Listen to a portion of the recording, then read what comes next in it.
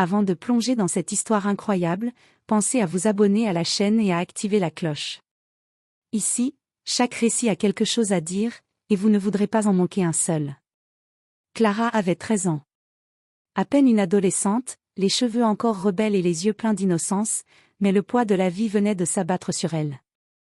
Elle vivait avec sa mère dans une petite ville tranquille, là où tout le monde se connaissait, mais où les secrets étaient bien gardés. Personne ne se doutait de ce qu'elle portait, personne, sauf elle.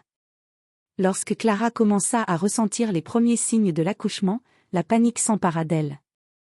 Sa mère, prise de panique, appela les secours. Les minutes s'égrenaient, longues et terrifiantes, dans le silence oppressant de la chambre d'hôpital. Chaque respiration semblait crier l'urgence de la situation. Mais ce n'était pas seulement l'âge de Clara qui inquiétait les médecins. Alors que l'équipe obstétricale travaillait à l'accouchement, quelque chose de complètement inattendu surgit, un détail sur le bébé qui changea tout. Les moniteurs clignotaient, le silence de la salle se fit lourd, et l'infirmière recula, un frisson de terreur dans la voix. Ce que personne n'avait anticipé, c'était que l'enfant n'était pas comme tous les autres. Il portait sur lui un signe effrayant, un mystère qui allait bouleverser leur vie à jamais. Clara, épuisée mais consciente, sentit un frisson parcourir son échine, elle venait de donner naissance à un secret plus terrifiant que la peur elle-même.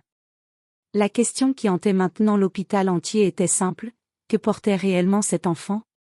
Clara tremblait sur le lit d'hôpital, les mains glacées, ses yeux grands ouverts fixant le plafond blanc. Sa mère, assise à ses côtés, serrait sa main avec une force désespérée, essayant de contenir ses propres larmes. L'air était lourd, presque étouffant, chargé de l'odeur antiseptique des hôpitaux et de la peur qui emplissait chaque recoin de la pièce. Le bébé avait été placé sur la table d'examen, enveloppé dans une couverture. Les médecins échangeaient des regards inquiets, chuchotant des mots que Clara ne comprenait pas. Mais une chose était claire, quelque chose n'allait pas. Le visage du bébé était pâle, presque translucide, et ses yeux brillaient d'une lumière étrange, presque surnaturelle. Ce n'était pas la lumière normale d'un nouveau-né, elle était glaciale et intense, comme si l'enfant voyait quelque chose que personne d'autre ne pouvait percevoir. La sage-femme, la voix tremblante, s'éloigna légèrement en murmurant.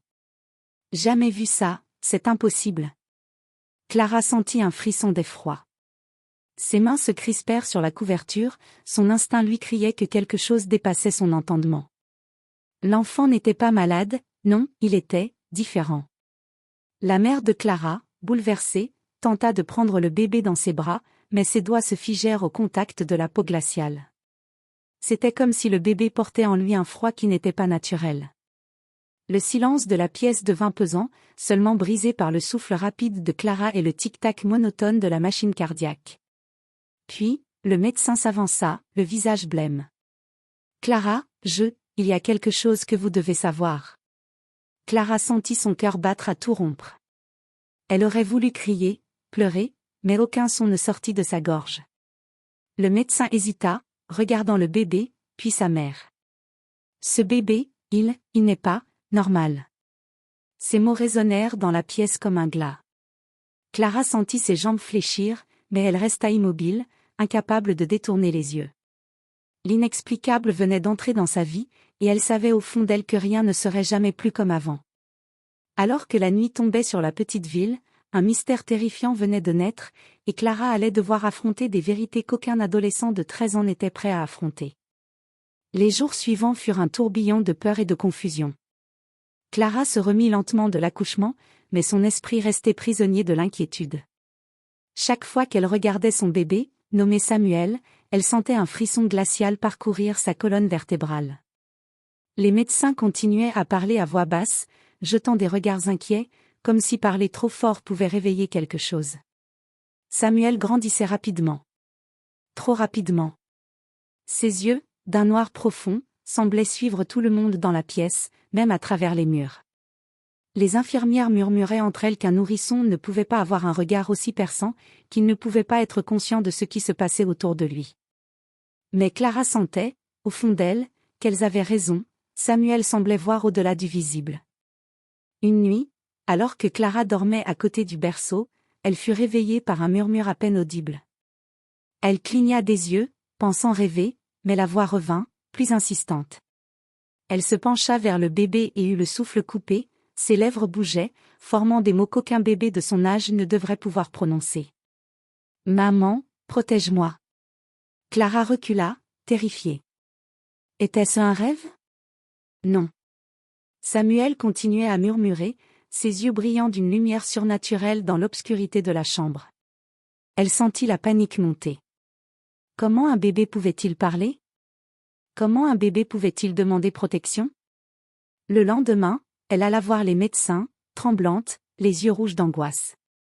Ils refusèrent d'abord de la croire, puis, voyant la gravité de son état, décidèrent de faire des tests approfondis.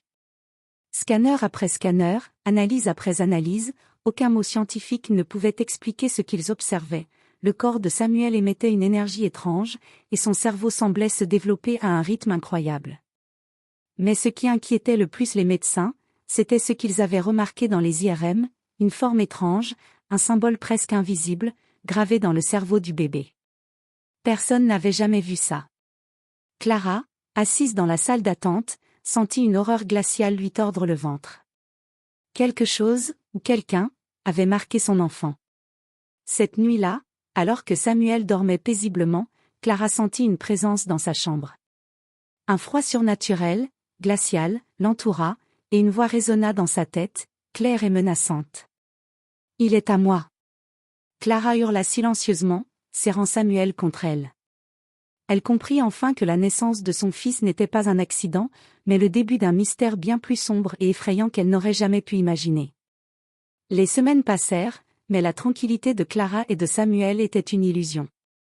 Chaque jour apportait son lot d'angoisse et d'événements inexplicables.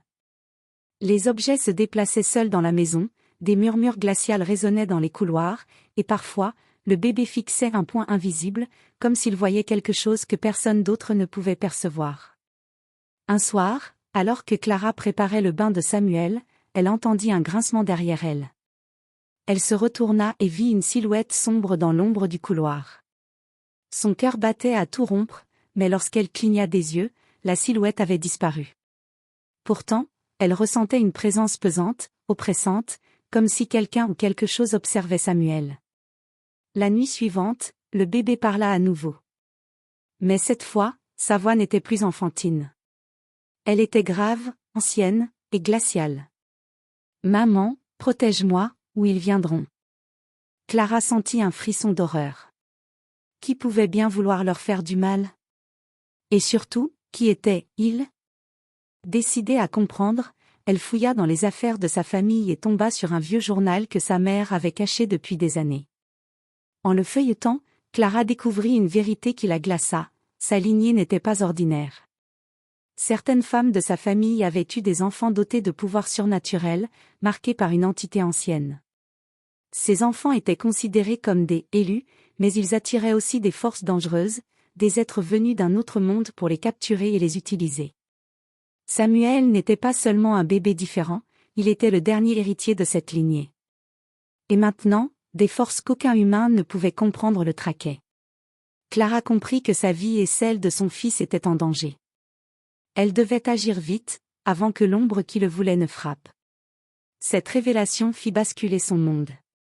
La maison, autrefois refuge, était désormais un piège invisible. Et tandis qu'elle tenait Samuel contre elle cette nuit-là, Clara sentit pour la première fois une détermination glaciale, elle protégerait son fils, peu importe le prix, même si cela signifiait affronter des forces qu'aucun être humain n'avait jamais affrontées. Mais une question restait, comment combattre quelque chose qui n'appartient pas à ce monde? La nuit était tombée sur la petite ville, et un silence inquiétant enveloppait la maison de Clara. Samuel dormait paisiblement dans son berceau, mais Clara savait que le calme n'était qu'illusion. Les murs semblaient respirer, et chaque ombre dansait comme animée par une force invisible. Soudain, un souffle glacial parcourut la chambre. La lumière vacilla et un murmure s'éleva, plus distinct que jamais. « Donne-moi l'enfant. » Clara sentit son sang se glacer. La voix n'était pas humaine, elle semblait venir des profondeurs même de l'univers, une présence ancienne et malveillante. Samuel ouvrit les yeux, et pour la première fois, son regard brilla d'une lumière éclatante et surnaturelle. « Maman, je peux me défendre. » Clara, malgré la peur, sentit un étrange courage s'éveiller en elle. Elle se pencha sur Samuel, serrant ses mains minuscules mais étonnamment fortes. Le bébé leva les bras et un souffle lumineux jaillit de ses yeux, projetant l'ombre contre les murs et faisant reculer la présence invisible. La voix hurla de rage et de douleur, résonnant dans toute la maison. « Tu n'échapperas pas à ton destin. » C'est alors que Clara comprit l'horreur ultime. Samuel n'était pas seulement un bébé doté de pouvoirs étranges, il était le vaisseau d'une entité ancienne, une force qui pouvait décider du sort de ceux qui osaient s'en approcher. L'entité voulait utiliser Samuel pour revenir dans le monde des vivants, mais l'amour de Clara et sa détermination empêchaient ce plan de se réaliser.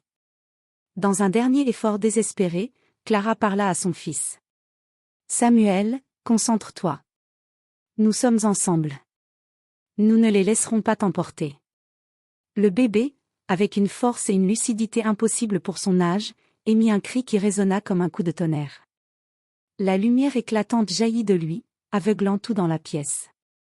La présence maléfique hurla une dernière fois avant de disparaître dans un tourbillon de vent et d'ombre, laissant derrière elle un silence absolu. Clara, haletante, prit Samuel dans ses bras.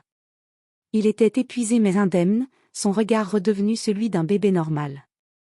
Elle comprit que, pour l'instant, le danger était passé. Mais la vérité restait, leur vie ne serait jamais ordinaire. Samuel était unique, et le monde savait maintenant qu'un être capable de forces inimaginables existait parmi eux.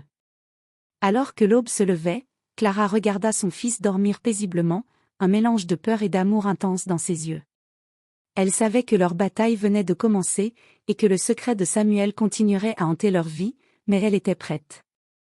Prête à affronter toutes les ténèbres, tant que son fils serait à ses côtés.